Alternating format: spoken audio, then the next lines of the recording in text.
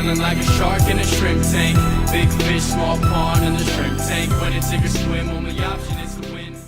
Welcome to the post-show wrap-up of the Shrimp Tank podcast. I'm your host, Daniel Goodwin.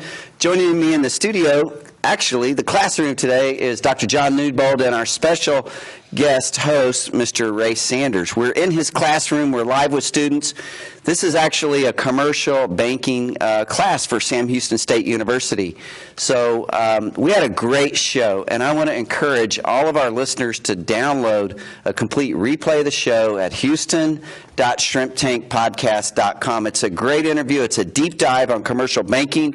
It's some life lessons from a accomplished commercial banker, 32 years in the business. Ray is also teaches as a lecturer at Sam Houston State University and past president of the chamber and president of Interfaith, and he's got a whole lot of things going on. So we had a couple of questions for you in our post-show wrap-up. You'd like to go first, Dr. Newbold? Yeah, I would. I'd like to ask Ray a question. As you know, we just recently had an election, so we've got President-elect Trump now holding forth from the Trump Tower in New York.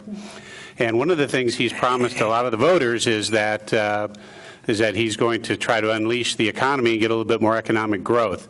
My question to you is, if Donald Trump were to call you tomorrow morning and ask you what's the one or two main things that he's got to do in order to help you grow the economy in Montgomery County, how would you answer that question? What would be the one or two main things? That's a great question. I think, I'm available to be Treasury Secretary if he needs one. I think from my perspective, banking in Montgomery County and banking overall, we need to reduce or kind of get away from regulations as much as we've had. We've had a lot of regulatory overreach these last 8 years in office. And so, and with that, let me just give you a quick example. There was a bank recently, it's a $25 million bank. They have 6 employees, that's it. And when the bank regulator showed up for a bank exam, they had 8 bank examiners. That's overreach. And so we need to reduce bank regulatory overreach. We need to bring them in and help them help banks, not hurt banks. And so, when the economy got bad, banks didn't want to lend any more money because every time the bank regulators came in, all they did was beat on us for making bad loans. And so we weren't going to make any loans anymore because every loan we made was going to be considered bad, whether it was or was not.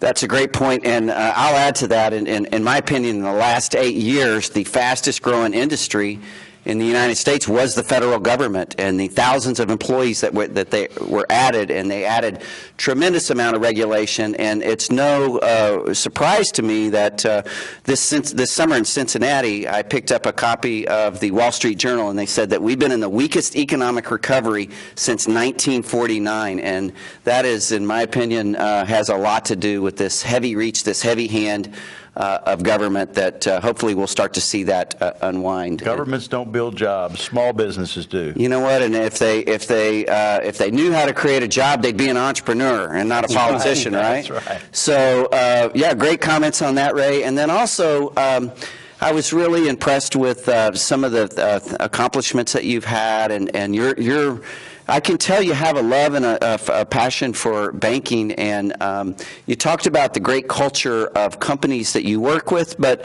more importantly, the company that you work for. And I was wondering if you could just share with our audience a few of your comments about culture in the workplace. Sure. Culture is all about beliefs and behaviors, and the culture of the company that you work for starts with the top. And if the top people in the executive management, the C-level suite management, if they're out there doing the right thing every day, then all the other employees of the bank or the company would do the same thing.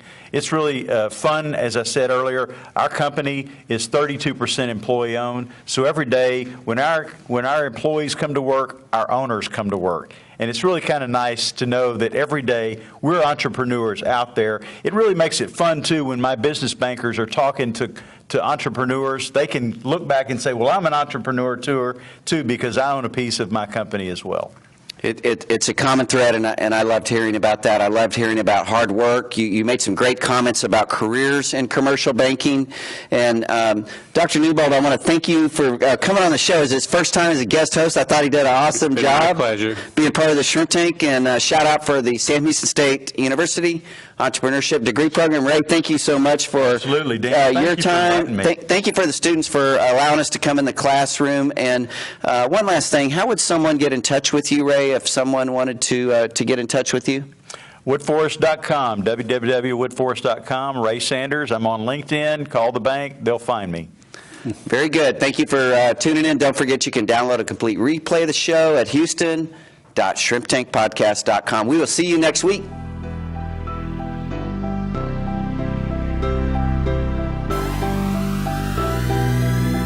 I've been feeling like a shark in a shrimp tank.